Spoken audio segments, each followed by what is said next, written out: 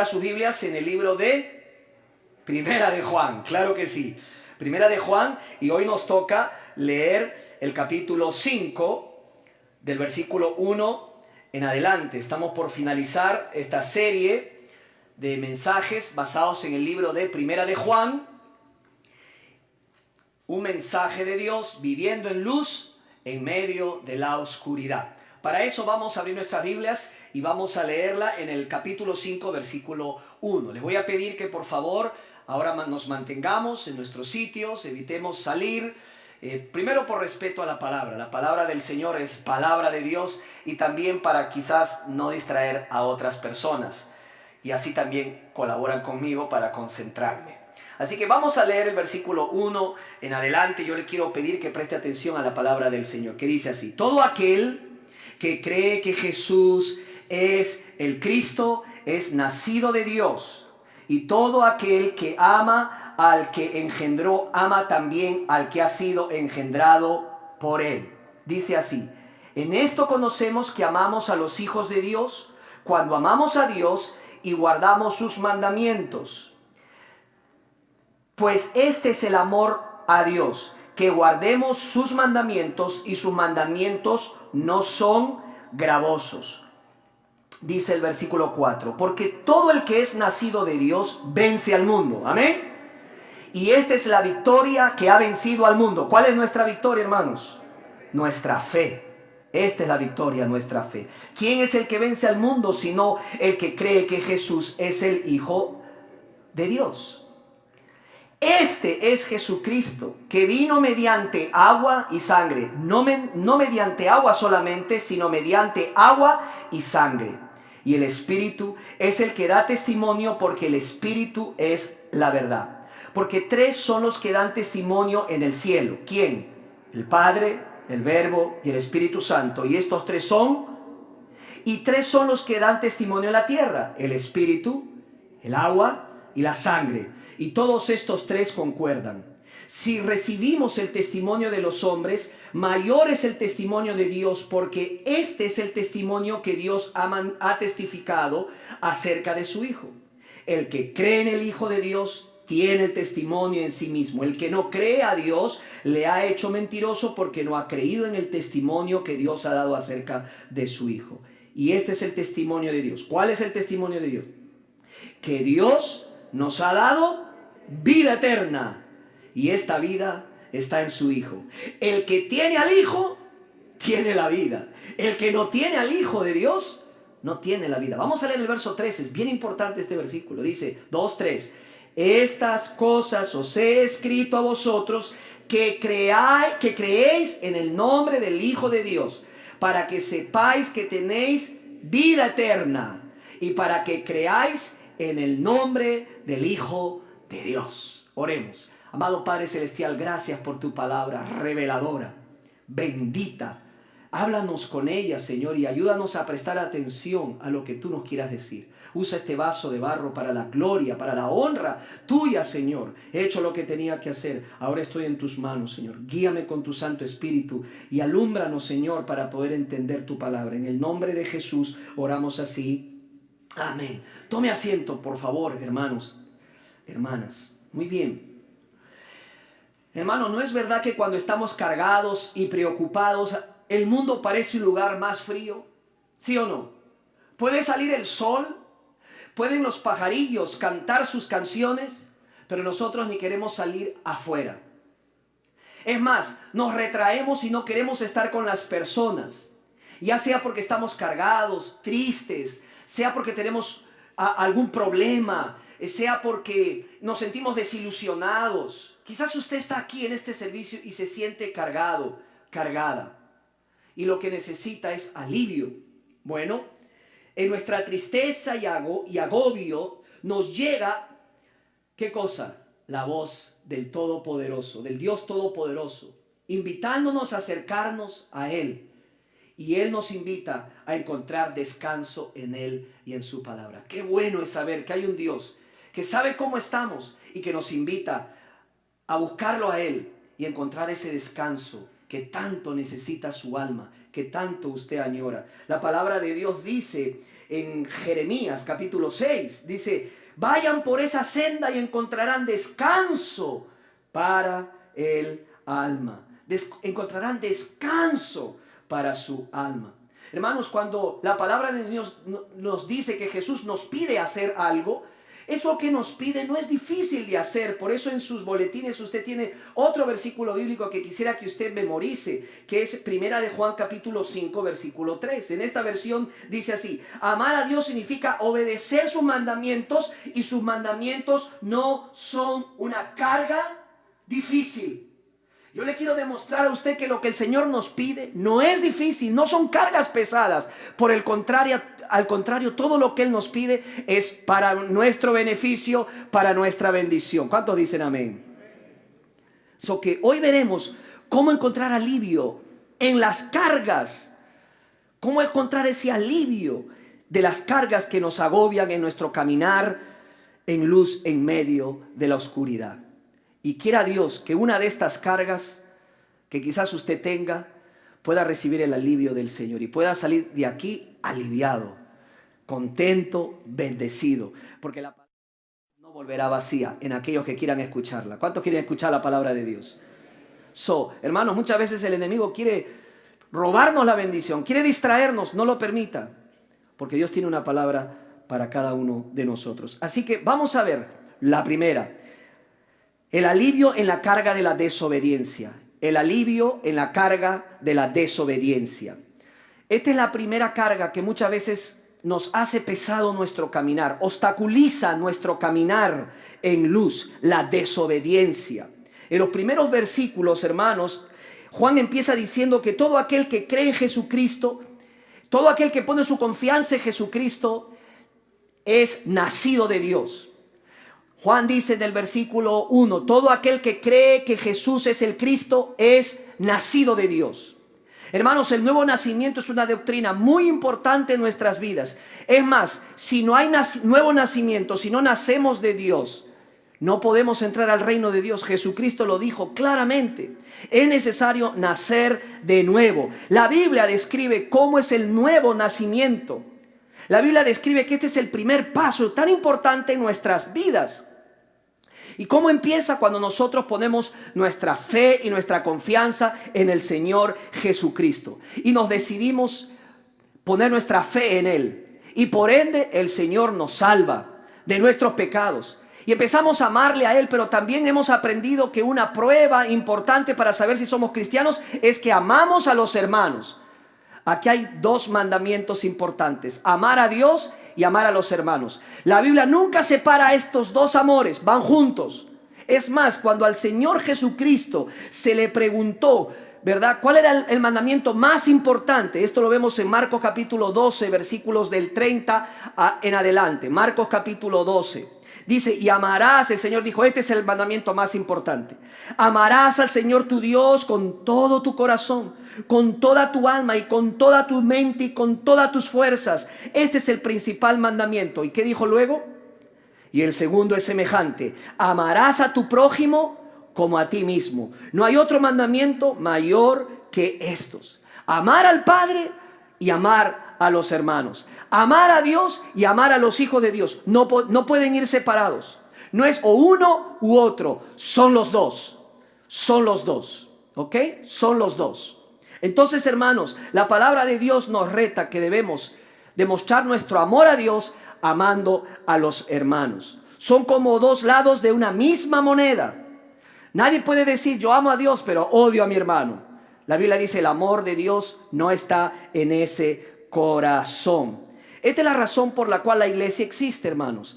Nosotros tenemos el propósito como iglesia de ayudarnos y ayudarle a amar a Dios con todo su corazón. Que usted ame a Dios, pero no solamente que quede ese amor hacia Dios, sino que además ame a su prójimo, ame a otras personas como Dios nos ha amado. Aquí vemos, hermanos, interrelacionados estos dos amores, que son una expresión de nuestra obediencia a los mandamientos del Señor. Claro, cuando leemos la palabra mandamiento, como que no nos gusta mucho. No nos gusta que nos manden, ¿verdad? No me mandes. Los mandamientos nos mandan a hacer algo. Y muchas veces eso no nos gusta, que nos den dirección, que nos manden. Preferimos que nos sugieran. Preferimos las sugerencias. Preferimos que nos digan, esta es mi opinión, a mí me parece, esta es mi recomendación, esta es mi proposición. Pero Juan dice, un mandamiento tenemos de Dios. Y los mandamientos de Dios tenemos que cumplirlos. ¿Sabes que cuando Jesús definió claramente el amor que le podemos tener a Él, de qué manera podemos amarle? Él lo dijo de manera clara en Juan capítulo 14, versículo 15. Juan 14, 15. Él dice, si me aman, obedezcan mis mandamientos. Si me amas, obedece mis mandamientos. Es muy simple, hermanos. No se trata solamente de decirle con nuestros labios, Jesús, te amo. Hay muchos creyentes que le dicen a Jesús que le aman, pero de ahí a que le obedezcan hay un trecho muy largo. Jesús dice, no va por ahí. Si me amas, obedece lo que te pido. Una demostración de tu amor hacia mí es que tú me obedeces. Y muchas veces cuando no lo hacemos, hermanos, nos sentimos mal. Y le venimos a pedir perdón al Señor y decirle, Señor, ayúdanos, ayúdanos. Hermanos, nuestra tendencia es a pensar que los mandamientos del Señor son imposibles de cumplir. Que el Señor está pidiendo un imposible para nosotros, que es irrealista, que está fuera del alcance de nosotros. Pero ¿sabes qué? La verdad es lo contrario. Lo que Él nos pide sí lo podemos cumplir. Es más, es bueno cumplirlo. Es mejor para nosotros el cumplirlos. Porque sus mandamientos, dice, no son gravosos, no son pesados. Al contrario, lo que Él nos pide, hermanos, es lo mejor para nosotros. ¿Cuántos dicen y creen que lo que el Señor nos pide es lo mejor para nuestras vidas? Jamás el Señor te va a pedir algo que sea en contra de ti o que te vaya mal. Si obedecemos, nos irá bien. Si desobedecemos, nos irá mal. Uno mismo cosecha las consecuencias. A veces nos quejamos, es el diablo, no es la iglesia, no es el pastor, no son los hermanos, no es mi esposa, no es mi esposo. Pero la verdad es que nosotros mismos hemos escogido nuestros caminos y hoy estamos cosechando nuestra desobediencia. ¿Está entendiendo? Estoy comunicándome. Obedezca a Dios y le va a ir bien, y le va a ir muy bien en la vida. Eso es lo que Dios dice en su palabra. Cuando encontramos en la palabra del Señor la expresión que el Señor dijo en Mateo capítulo 11, que lleven su yugo sobre nosotros. Dice el Mateo capítulo 11, versículo 28, venid a mí todos los que estáis trabajados y cargados. Vengan a mí, dice Jesús. Vengan a mí los que están trabajados y cargados. ¿Por qué? Él dice, yo os haré descansar. ¿Sabes cómo se llama el título de este mensaje? Alivio en las cargas. El Señor quiere darte alivio y reposo para tu vida y para la mía. Dios no quiere vernos cargados y abrumados. Dios nos quiere ver descansados. Dios nos quiere ver disfrutando de ese reposo en la presencia de Dios, confiando en Él y sabiendo que si hacemos lo que Él nos dice, podemos estar tranquilos. El Señor cuida de mí. El Señor cuida de nosotros. Jesús dijo, venid a mí todos los que estéis trabajados y cargados, yo os haré descansar. Él dijo en el verso 29, llevad mi yugo sobre vosotros y aprended de mí. Él dijo, lleven mi yugo, lleven lo que yo le estoy pidiendo. ¿Por qué dijo esto? Porque en el tiempo de Jesús, los fariseos, los religiosos, les pedían al pueblo hacer cosas y eran como cargas tan pesadas, pero lo curioso es que ni ellos mismos la podían llevar. Exigían cosas que ellos mismos no hacían. Clamaban y reclamaban cosas que ellos mismos no estaban dispuestos a hacerlas. Y por eso el pueblo estaba agobiado, estaba cansado, estaba que ya no podía más. Era una cárcel esa vida que llevaban. Se sentían abrumados y cargados. Quizás te encuentras tú así. Y realmente la vida que estás llevando no es una vida de libertad, no es una vida de victoria. Sientes la vida como una carga pesada. Es más, quizás alguna vez ha dicho, si pudiera partir de aquí, mejor todavía. Pero Jesús dice, venid a mí, vengan a mí. Él no nos invita a una nueva religión. Él nos invita a una buena y nueva relación con Dios. Venid a mí, dice. Estos hombres reclamaban cosas y exigían cosas que ellos mismos no podían cumplir, ni las cumplían. Verso 29 de Mateo 11 dice, llevad mi yugo sobre vosotros y aprended de mí, que soy manso y humilde de corazón, y hallaréis descanso para vuestras almas. ¿Por qué? Porque mi yugo es fácil y ligera mi carga.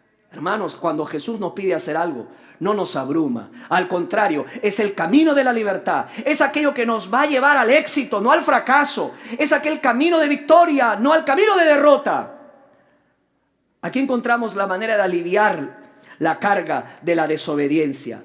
¿Cómo? Renovando nuestra expresión de amor a Dios en nuestra obediencia.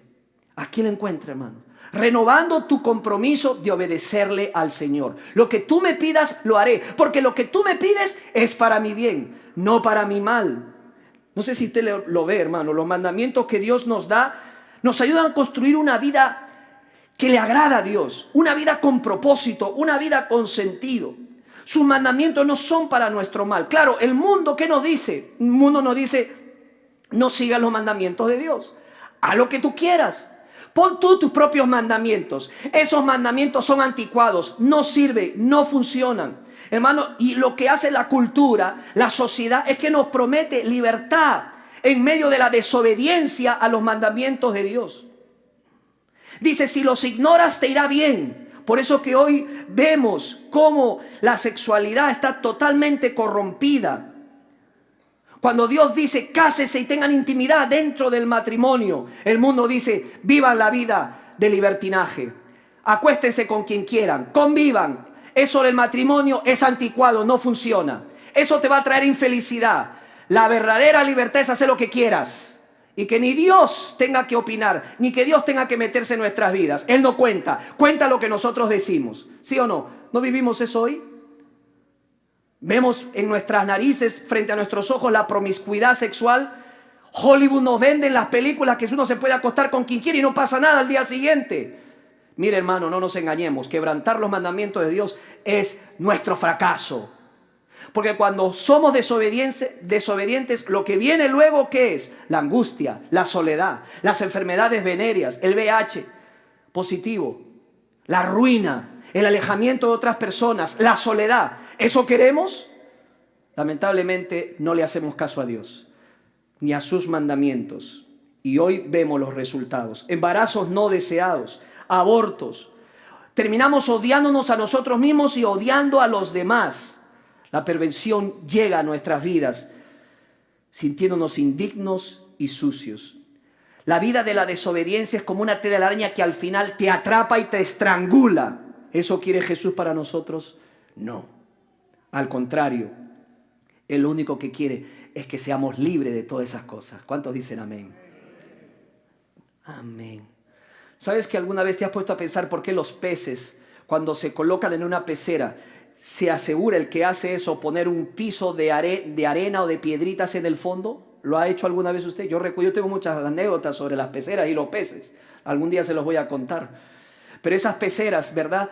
Nos aseguramos que tengan en el final un piso de piedritas o de arenita. ¿Sabes por qué? No es simplemente decoración. No, para los peces, cuando ven eso, ven que ahí hay ¿qué cosa? Un límite. Y no pueden pasar ese límite. El hombre ha sacado los límites de Dios.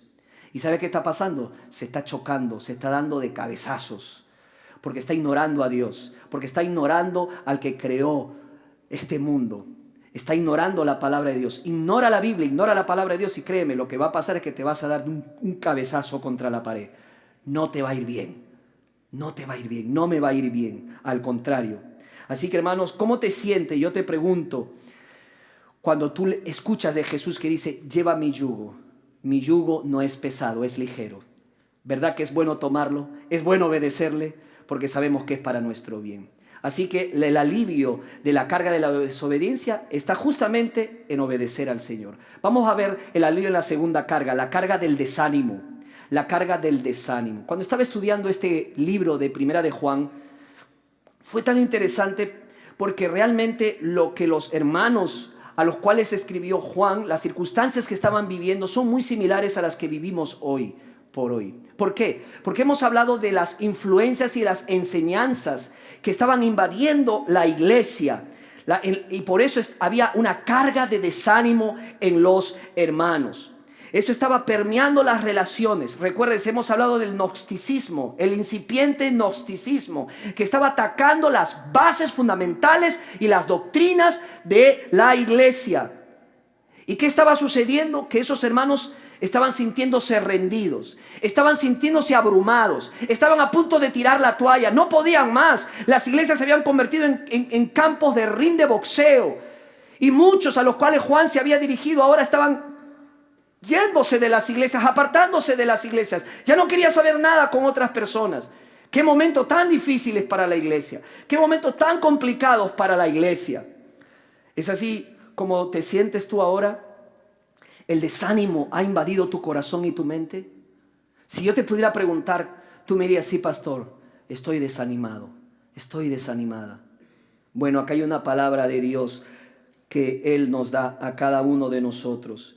¿Sabe lo que hace Juan? Juan le dice en el versículo 4 lo siguiente, porque el capítulo 5 y primera de Juan, porque todo lo que es nacido de Dios vence al mundo. Y esta es la victoria que ha vencido al mundo, nuestra fe. Hermanos, la fe que usted tiene le da la victoria. La Biblia dice que somos llamados a ser más que vencedores en Cristo Jesús. Hablábamos en la clase del día jueves a los hermanos, a los varones en la clase de solo para caballeros.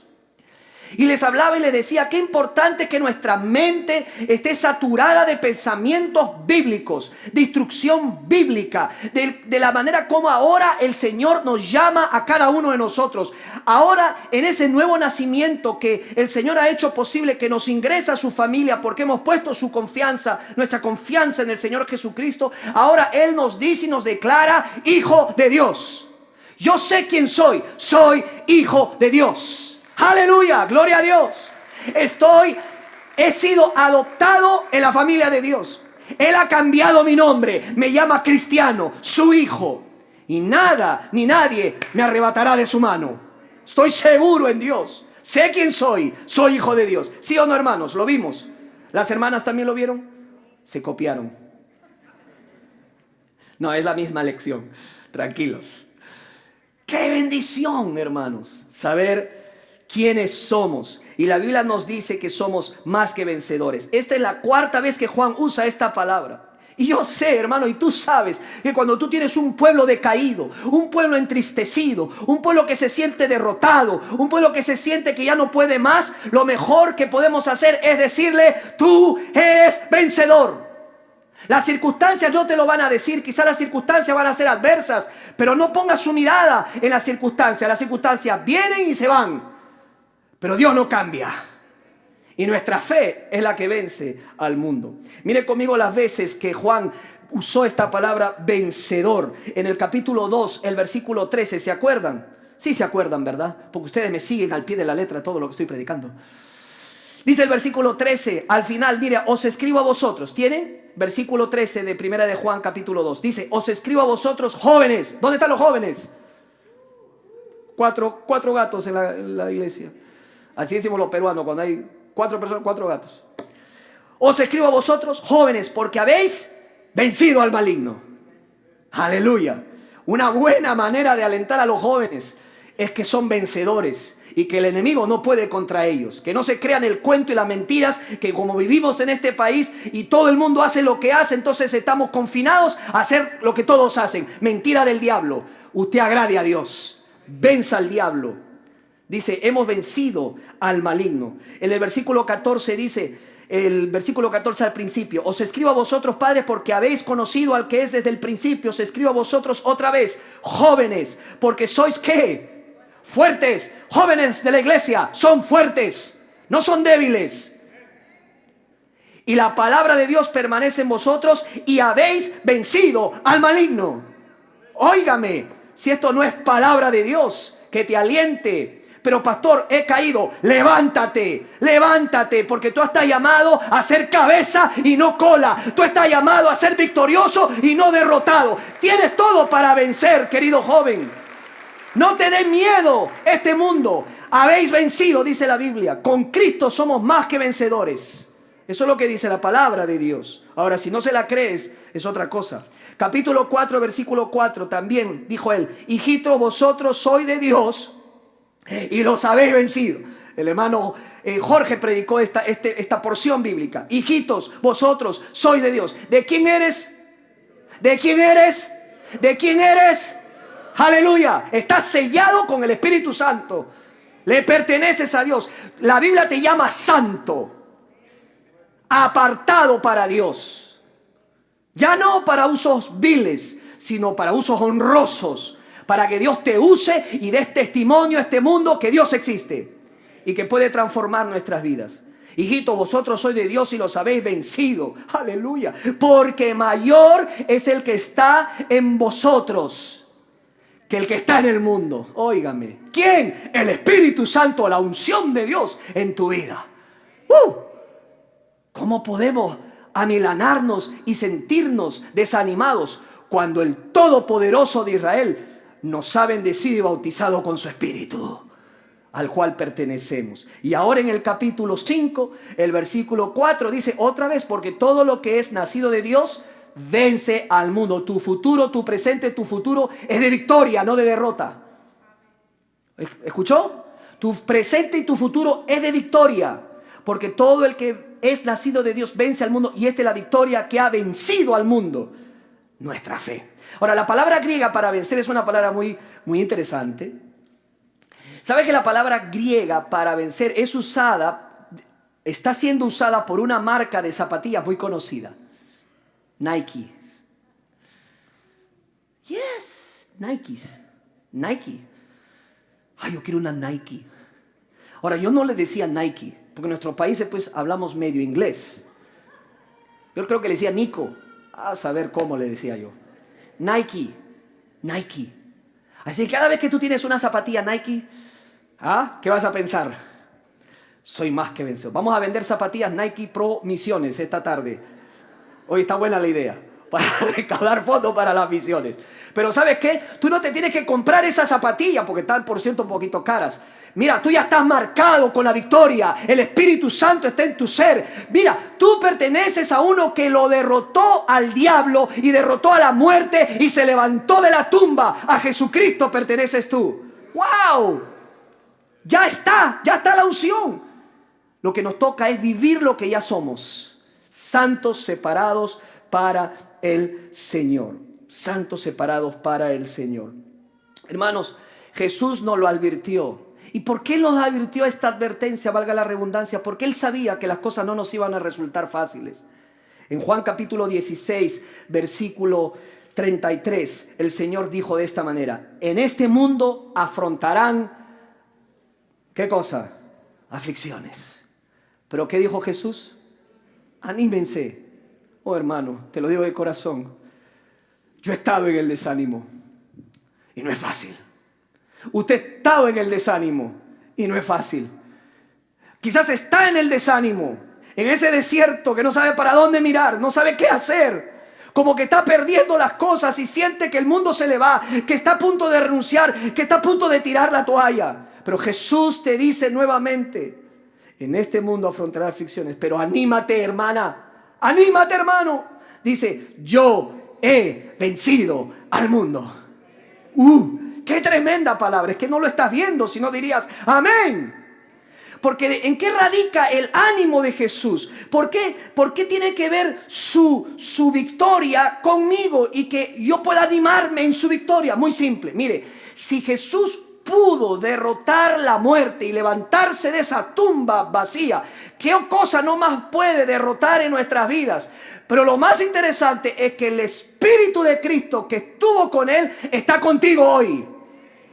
Así que estás llamado a hacer lo que Cristo fue, victorioso. ¿Cuántos dicen amén? Denle un aplauso a aquel que vive por los siglos y agradézcale de corazón lo que usted tiene. Anímate, hermano, anímate, hermana. Tu matrimonio está en problemas, anímate. Tu hijo está en problemas, anímate. Hermano, tu negocio está en dificultad, anímate. Dios es soberano, Dios está en control. Y no vamos a permitir que las falsas enseñanzas, la corriente de este mundo, nos derrote. Podemos derrotar a todo esto si ponemos nuestra fe en Jesucristo. Así que aquí encontramos la otra manera de aliviar la carga del desánimo. Simplemente que confiando en Dios para nuestra victoria espiritual.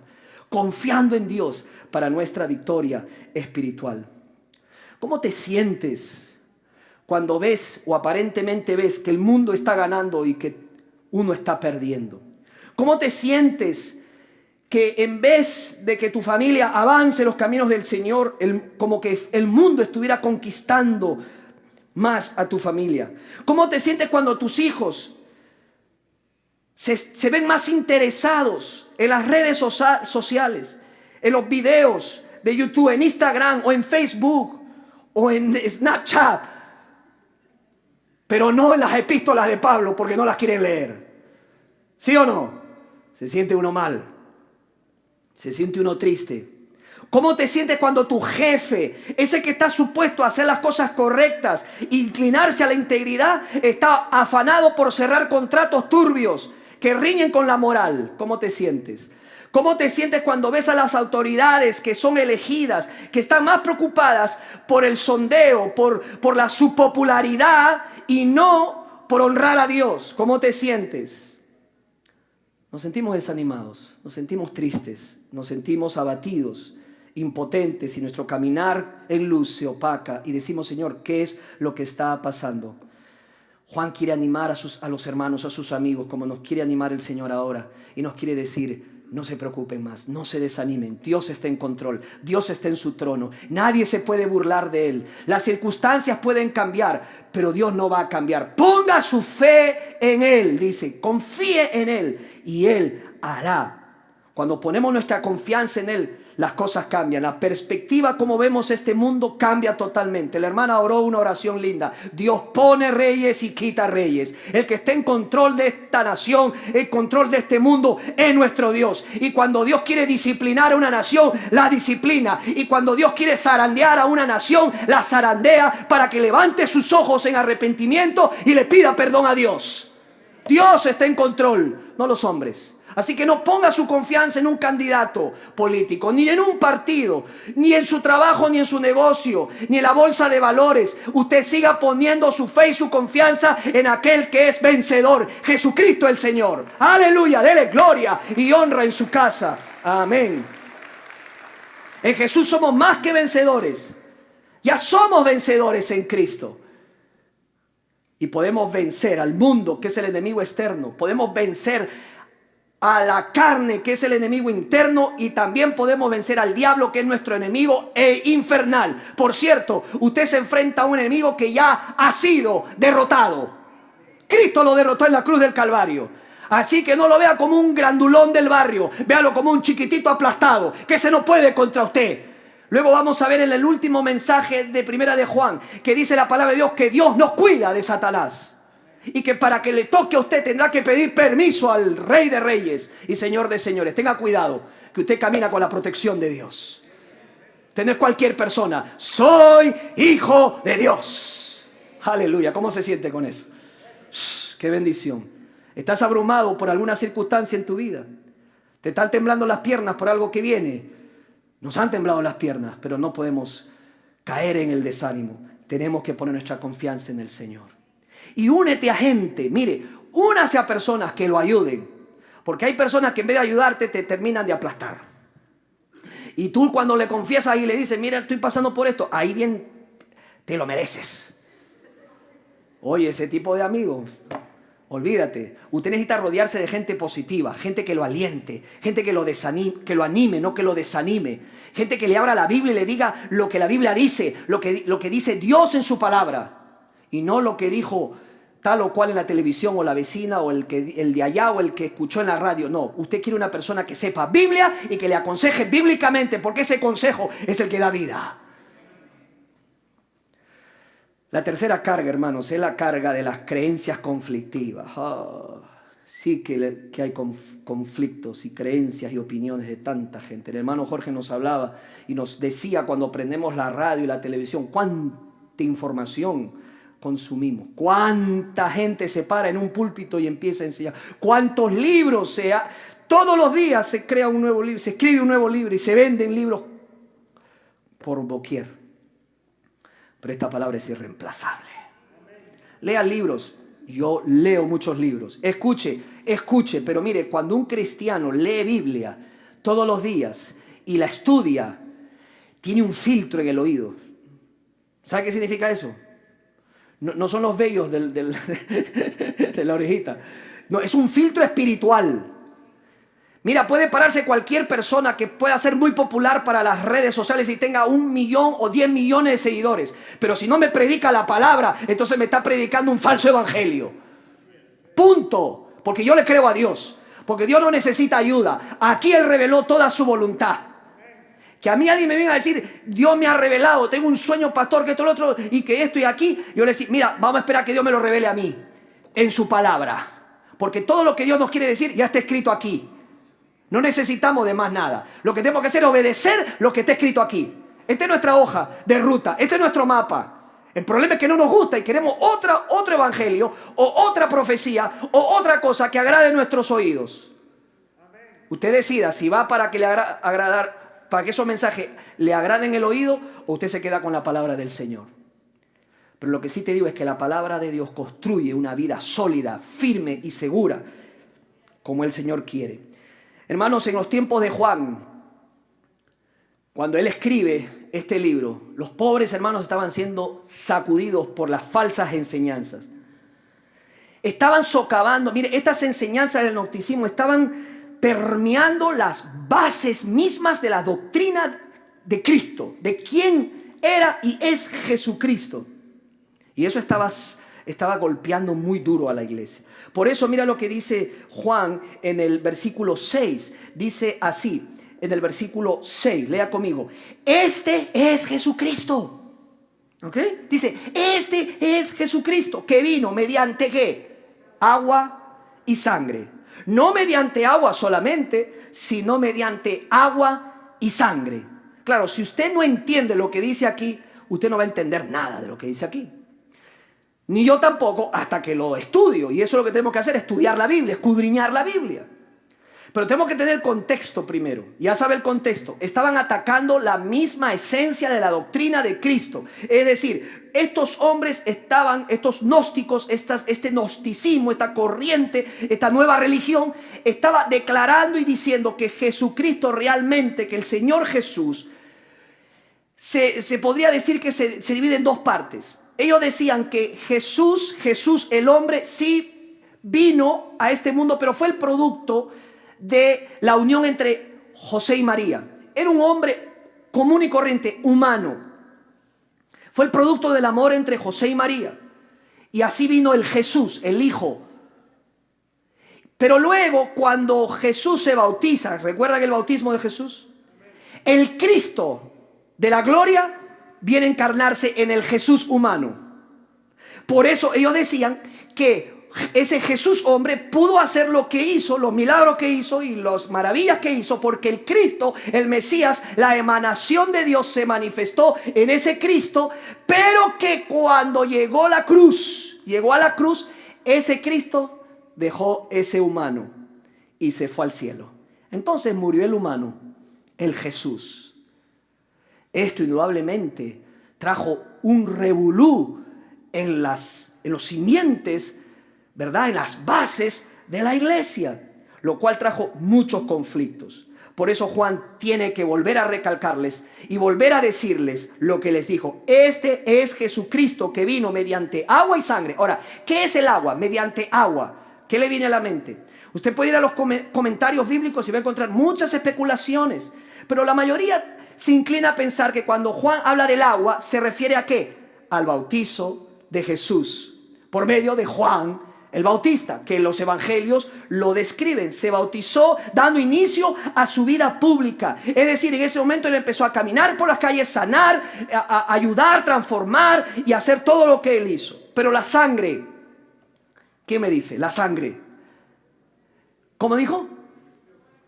Tiene que ver con la muerte de Jesús en la cruz del Calvario. Ese mismo Señor murió en la cruz, el Cristo. Por eso es que él dice Jesucristo, Jesús y Cristo. Sus dos naturalezas unidas en una sola persona. El Jesús humano, 100% humano, pero también el Jesús, el Cristo divino, 100% divino. Es el mismo Señor, con dos naturalezas. Es más, cuando él resucitó, la Biblia dice que se levantó con un cuerpo glorificado. Y en los cielos él permanece con su cuerpo, pero glorificado. Hermanos, la Biblia dice, cuando tú y yo lleguemos a la presencia del Señor, veremos sus manos horalladas y sus pies, y reconoceremos que Él es el Cordero de Dios que murió en nuestro lugar. Juan dice, ese es Jesucristo. Jesucristo. Esta distinción que hizo el gnosticismo afectó mucho a la iglesia, y hubo muchos conflictos en la iglesia por esa nueva religión. Pero Juan dice claramente que a lo que tenemos que atender es al testimonio de Dios. Mira lo que dice el versículo 7 de Primera de Juan. Dice, porque 3 son los que dan testimonio en el cielo: el Padre, el Verbo y el Espíritu Santo. Y estos 3 son uno. Y dice, y 3 son los que dan testimonio en la tierra: el Espíritu, el agua y la sangre. Y estos 3, ¿qué más dice? Concuerdan. Si recibimos, dice, si recibimos el testimonio de los hombres, mayor es el testimonio de Dios. ¿Cuál es el testimonio de Dios? Diga testimonio. El testimonio de Dios, ¿cuál es? 2 puntos. Dice, porque este es el testimonio con que Dios ha testificado acerca de su Hijo. Ese es el testimonio. ¿Cómo entonces, de qué manera encontramos alivio en la carga de las creencias conflictivas? Muy simple, recibiendo y creyendo el testimonio de Dios acerca de su Hijo. Porque te voy a decir una cosa, el gnosticismo viejo, el de antaño, todavía está presente. Y prepárate, porque te vas a encontrar con personas que te van a decir lo mismo. ¿Sabes quiénes son estos? Los grupos de la nueva era. Traen esta misma enseñanza de esta separación entre Jesús hombre y el Cristo divino. Pero esas dos naturalezas nunca se separaron. Desde su nacimiento permanecieron juntas y permanecen juntas. Y ese es el Cristo que murió en la cruz del Calvario por nosotros. Y por último, el alivio de la carga de la incertidumbre. El alivio de la carga de la incertidumbre. Déjame decirte que esta carga es una carga real. Y quizás tú también la has vivido en algún momento, y yo la he vivido en algún momento. ¿Por qué? Porque cuando vemos hacia el futuro, vemos hacia adelante, puede embargarnos incertidumbre. Por ejemplo, ¿tendré la salvación de mi alma? ¿Mis pecados habrán sido perdonados? ¿Llegaré a tener vida eterna? ¿Seré salvo? ¿Perderé mi salvación? ¿Qué pasa si el Señor me encuentra pecando, estoy pecando, y Él me dejará, me llevará? Hablaba con uno de los amigos testigos de Jehová, esos que te tocan la puerta, ¿verdad? Te caen justo cuando estás preparado para ir al servicio. Yo no sé cómo que si se ponen de acuerdo, tienen un satélite ahí en su sede. Estás para ir al servicio y, hola, tengo la revista que quiero que compres. Hay que bendecirlos. Son criaturas del Señor, hermano. No los odie. Hay unos cristianos que odian a los testigos de Jehová. No los quieren ver ni en pintura. No los odie, hermanos. Necesitan a Cristo. Dios los ama. ¿Cuántos dicen amén? Pero yo hablaba con un testigo de Jehová y él me decía, ¿sabes qué? Lo que tú tienes que hacer es estudiar las Escrituras. Y estudiar las Escrituras. Y tienes que estudiar las Escrituras. Porque cuanto más conocimiento tengas de las Escrituras, te vas a acercar más al cielo. Así. Entonces yo le digo, mira, ¿sabes qué? Yo le presenté el Evangelio. Soy salvo en Cristo Jesús. Y yo le dije, oye, qué difícil será vivir toda tu vida con la incertidumbre de si vas a ir al cielo o no. Qué difícil debe ser, ¿verdad? Me abrió los ojos el testigo y me empezó a decir unas cuantas cosas. Ya quería irse ya. Porque ¿sabes qué? Lo más duro, lo más difícil es vivir con incertidumbre de qué pasará. ¿Sabes qué? Dios no es un Dios que guarda secretos a sus hijos, dice la Biblia, a sus siervos. Él quiere que tú sepas qué eres y qué es lo que tienes para que puedas vivir confiado y seguro. Mira lo que dice la Biblia en el versículo 10. Dice, el que cree en el Hijo de Dios, mira, el que cree, diga, el que cree en el Hijo de Dios tiene el testimonio en sí mismo. Eso me encanta. ¿Sabes por qué? Porque yo no te puedo decir a ti, y atención consejeros, y atención maestros, y atención padres, nadie puede decirle a otra persona y darle seguridad de la salvación en su vida. Hello. Yo no soy Dios. ¿Quién es el único que puede dar testimonio a tu espíritu dentro de ti que eres un hijo de Dios? Él es el Espíritu Santo de Dios. Tú puedes ayudar a la persona a abrirle las escrituras, pero la revelación viene internamente por medio de su Espíritu Santo. Dice, el que no cree a Dios le ha hecho mentiroso, porque no ha creído en el testimonio que Dios ha dado acerca de su Hijo. Ahora, présteme atención, ojalá que me alcance el tiempo, porque aquí hay una parte bien importante. Versículo 10, dice, el que cree. ¿En qué tiempo está? Hablamos de los verbos griegos, la importancia de los verbos en griego. Dice, el que cree. Está en pasado, en presente, en futuro. Está en pasado, en presente, en futuro. El que cree, o sea, el que está creyendo en el Hijo de Dios, tiene el testimonio en sí mismo. ¿Por qué enfatizo eso? Porque muchos cristianos ponen su fe y su confianza en un momento en el pasado. Escucha, no quiero confundirlos. Ponen toda su confianza y se basan en una decisión que tuvieron cuando tuvieron 10, 9, 5 añitos de edad o 10 años de edad. Y ellos dicen, oh sí, yo recuerdo que creí, presente, pasado, presente o futuro. Pasado, creí en Jesús. Sí me acuerdo que pasé adelante, le di la mano al pastor. Yo hice eso, pero hoy vivo sin Dios. Hoy vivo como quiero. Le he dado la espalda a Dios y hago lo que quiero. Pero yo creí. En la Biblia nunca vas a encontrar que nuestra seguridad se base en un hecho del pasado. La Biblia dice que el que cree en el Hijo de Dios. Entonces, pastor, no vale y no cuenta la decisión que tomé cuando era niño. No estoy diciendo eso. Lo que estoy diciendo es que aquel que creyó y lo hizo de corazón y de veras, está creyendo ahora. Y seguirá creyendo en Dios. No es que pongo mi fe y mi confianza en una oración que hice, como si algo mágico pasó. O porque pasé adelante, o porque asistí a la iglesia, o porque me dieron mi certificado de bautismo y se lo voy a presentar a Jesús cuando yo llegue. Aquí está mi certificado de bautismo. Señores, el ladrón que murió al lado de Jesús no tuvo oportunidad de bautizarse, pero puso su fe en Jesucristo. ¿Y qué le dijo Jesús? De cierto te digo que estarás conmigo en el paraíso. Entonces, pastor, no me tengo que bautizar. Hello. Yo no te estoy diciendo eso. Lo que yo te estoy diciendo es que te asegures que estás creyendo en Jesús ahora. Porque dice la Biblia, el que cree en el Hijo de Dios tiene el testimonio en sí mismo. Verso 11, y este es el testimonio que Dios nos ha dado. Este es el testimonio que Dios nos ha dado, ya nos ha dado. ¿Qué tiempo está? ¿En qué tiempo está este verbo? Ay, pastor, me le está poniendo difícil con los verbos. Esta tarde voy a almorzar verbo con arroz. Tranquilo, hermano, a mí también me ha costado. Pero este tiempo es el tiempo aoristo. Diga, aoristo. ¿Sabe qué significa eso?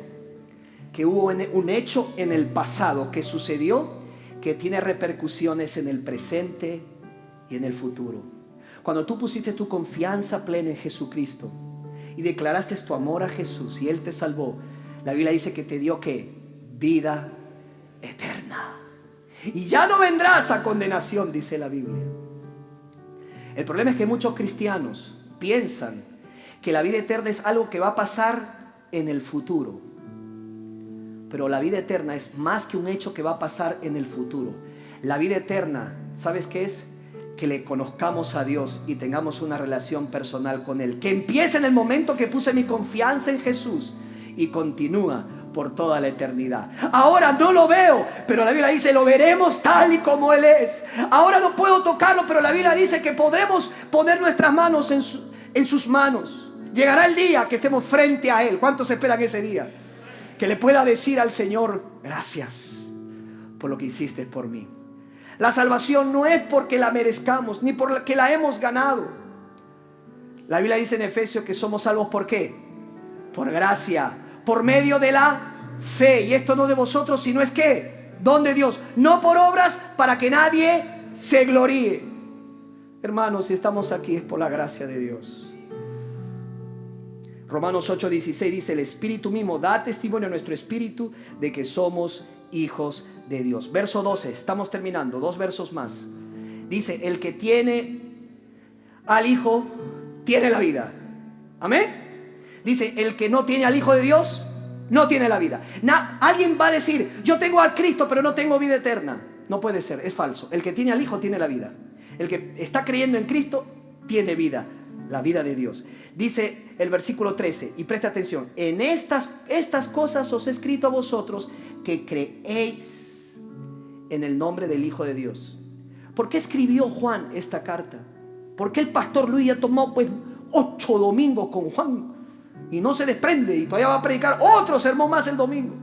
Muy fácil, acá está la respuesta, no me lo diga a mí, mire la respuesta. Dice, para que sepáis que tenéis vida eterna y para que creáis en el nombre del Hijo de Dios. Hermanos, ¿cuál es entonces el alivio que podemos encontrar con la carga de la incertidumbre? Muy sencillo. Debemos de saber que podemos pararnos firmes y seguros con Dios porque somos salvos y tenemos vida eterna. Juan le dijo, hijitos, sois salvos, tienen vida eterna, ustedes que están creyendo en Jesús. Gócense, nada ni nadie lo va a poder cambiar. Lamentablemente muchos cristianos están viviendo con incertidumbre en sus vidas y no están gozando de los beneficios de que es creer en Jesucristo y recibir el beneficio de su vida sin pecado de Jesús y su muerte sacrificial por nosotros. La próxima vez que vayas al aeropuerto, percátate de algo. Tú vas a ver 2 tipos de personas. Una de ellas es la que tiene su boleto, la que tiene el ticket confirmado de vuelo. Ellos están relax, tranquilos, felices. Los que no tienen confirmado su tiquete de vuelo, ¿sabes cómo están? Ansiosos, dando vueltas al lado del mostrador, fumando. ¿Sabes por qué? Porque no saben si van a volar. No saben si se van. Entonces están esperando que alguien se enferme, no llega, para ellos coger ese asiento, ¿verdad? O por otras razones. Pero no tienen confirmado el boleto. Están con incertidumbre. Y vivir con incertidumbre, hermano, hermana, es lo más horrible que puede existir. Porque no sabe lo que va a pasar. Los que tienen asegurado el boleto, chacho, no se preocupan si van a subirse o no al avión. Quizás su preocupación está en otras cosas. En que quizás puedan ayudar a alguien en ese avión que necesite alguna ayuda. O voy a hacer algo con los demás. En fin. El que tiene al Hijo tiene la vida y tiene vida eterna. Nosotros no nos preocupamos por asegurar nuestra salvación y ganar nuestra salvación. No perdemos tiempo en eso. Donde invertimos tiempo, ¿sabes qué es? En servir a nuestro Rey. En ganar a las naciones para Cristo y predicar el Evangelio que una vez se nos fue predicado. ¿Por qué? ¿Por qué? Porque sabemos y estamos seguros que tenemos la vida eterna. Y esta vida está en su Hijo. ¿Cómo quieres pasar el resto de tus días? ¿Con la carga de la incertidumbre o el alivio de la palabra y la seguridad de la salvación? Soy salvo para siempre. Él me dio vida eterna, no una vida de 10 o 15 años. Él me selló con su espíritu, no me va a volver a resellar. Pertenezco a Dios, soy hijo de Dios y nada ni nadie me arrebatará de su mano, dice Romanos. ¿Cómo te sientes, hermano? ¿Qué cargas están empañando tu caminar? La carga de la desobediencia. ¿Qué otra carga? Como hemos leído hoy, la carga del desánimo o la carga de las creencias y las opiniones de tanta gente que habla y dice, o la carga de la incertidumbre. Todas estas se alivian con la palabra de Dios. Créele a Dios. Vamos a orar. Gracias, Señor, por tu palabra. Oh, Señor, yo me maravillo porque tu palabra es única. Es palabra de Dios. Ayuda, Señor, a aquel que está desanimado, está cargado, que encuentre alivio en el Señor. Ayuda, Señor, a aquel que está en desobediencia, que venga y pida perdón al Señor y vuelva a empezar, vuelva a ser obediente. Ayuda al que está desanimado, Señor, a que sepa que él puede poner su confianza en Dios para su victoria espiritual. Ayuda, Señor, a aquel que está confundido con tantas opiniones y creencias, que se aferre a lo que dice la palabra de Dios y crezca en la verdad. Ayuda a aquel o aquella que tiene incertidumbre y no sabe qué va a pasar con su vida. O ya sea que es hijo de Dios, que se aferre a la verdad, o si no es hijo de Dios, que hoy tome su decisión y que hoy se produzca el milagro del nuevo nacimiento. Mientras que estamos hablando, hermano, hermana, usted orando, yo le quiero dirigir mi palabra a usted, amigo, amiga que está aquí. Simple y llanamente le digo y le imploro, piense en lo que hemos hablado. Usted hoy puede tomar la decisión más importante de su vida. No va a tomar mucho, simplemente quiero decirle esto. Usted puede vivir su vida totalmente diferente y aliviar las cargas de su vida. Dos cosas puede hacer hoy. Arrepiéntase de lo que ha hecho, de lo que ha sentido, de lo que ha vivido. Y dígale al Señor: Señor, te pido perdón por mis pecados. Y lo segundo, crea en Jesús. Él es el único mediador entre Dios y el hombre. Él es el camino, la verdad y la vida. Él vino para morir en la cruz por su vida, por sus pecados y por los míos. Ponga su fe en Jesús y sea salvo de la condenación eterna y de todas esas cargas que le agobian. Ponga su fe en Cristo. ¿Cómo lo hace? Con una oración. Ahí donde está, cierre sus ojos, y si Dios está obrando en su corazón, usted lo sabe en su interior, repita esta oración, que es como si usted le hiciera: voy a darme esta oportunidad. Pero diga: Jesús, te pido perdón por mis pecados. Sé que mis pecados te llevaron a la cruz. Dígaselo: tú moriste por mis pecados. Pero hoy, Señor, decido arrepentirme. Dígaselo: hoy decido arrepentirme y poner mi fe y mi confianza en ti, Jesús, y en lo que hiciste. Quiero ser salvo del infierno. Quiero tener vida eterna. Quiero amarte y servirte, Señor. Tú eres el único que me puedes ayudar.